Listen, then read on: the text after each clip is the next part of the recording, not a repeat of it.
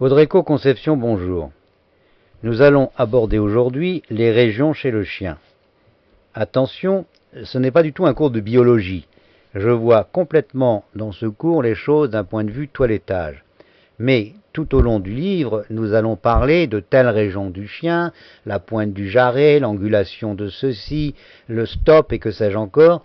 Si nous n'avons pas défini ensemble de quoi nous parlons, nous n'allons jamais nous comprendre. Donc je crois que nous sommes obligés de passer par cette étape préalable, de nous mettre d'accord sur un certain nombre de vocabulaire. Voici donc un chien. Eh bien, voici les régions que nous allons découvrir. Cette partie que vous voyez ici s'appelle le crâne. Le crâne, c'est donc la région qui va, si vous voulez, de l'oreille aux yeux. Et il est important de bien repérer cette région car très souvent elle est travaillée de manière particulière chez beaucoup de races. Cette région s'appelle le stop. C'est la région qui est au-dessus des yeux.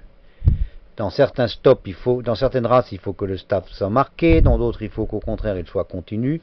Repérez bien ce qui est le stop. Et puis, entre le stop et le devant du museau, vous avez ce qu'on appelle le chanfrein. Naturellement, la truffe, ça, vous la connaissiez sans avoir besoin de mon aide. Passons maintenant à ce qu'on appelle ici le pied, qui est vraiment en réalité chez le chien le bout des doigts, puisque juste au-dessus, alors que nous on pose jusqu'au talon, le chien lui a là les métacarpes et ici le carpe. Retenez bien cette partie-là, c'est la pointe du coude, c'est un endroit dont nous reparlerons très souvent car il nous est très utile en toilettage. Retenez aussi cette partie, le grasset. Le cou, je ne vous surprends pas vraiment, vous saviez à peu près où il était. En revanche, repérez bien où est le garrot. Point très important, dans certains cas, dans certaines races, il faudra faire remonter le garrot, dans d'autres, il faudra lui donner au contraire un prolongement de la ligne du dos et du cou. Dans certains cas, il faudra donner une impression particulière sur la hauteur du chien au garrot, donc ce point est important à repérer. Voici ce qu'on appelle le dos, à ne pas confondre avec le rein. Garrot, dos, rein. Vous ne le savez désormais, le chien n'a pas de queue. Le chien a un fouet. Et voici la croupe. Là aussi, repérez bien cette région.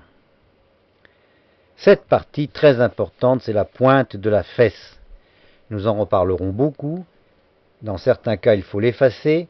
Dans d'autres, c'est un repère de toilettage important, la pointe de la fesse. Et voici la cuisse. Là, vous y attendez. Enfin, voici la pointe du jarret, qui, chez beaucoup de races, donne l'occasion d'un travail particulier. Chez le cocker américain, on la descend en l'exagérant. Chez le caniche, au contraire, on la remonte. Dans la plupart des cas, on essaie de se débrouiller pour l'envoyer vers l'arrière, ce qui donne l'impression que le chien est plus angulé et ce qui nous paraît plus beau. Voici, à l'opposé, la pointe de l'épaule. Quand nous parlerons de pointe de l'épaule, ne pas confondre avec le garrot. La pointe de l'épaule, c'est en avant du chien. Ne pas confondre pointe de l'épaule et garrot.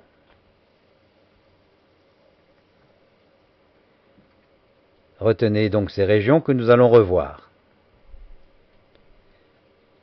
Le crâne, le stop, le chanfrein, la truffe, le pied, métacarpe et carpe, la pointe du coude, le grasset, le cou, le garrot, le dos, le rein, le fouet, la croupe, la pointe de la fesse, la cuisse, la pointe du jarret et la pointe de l'épaule.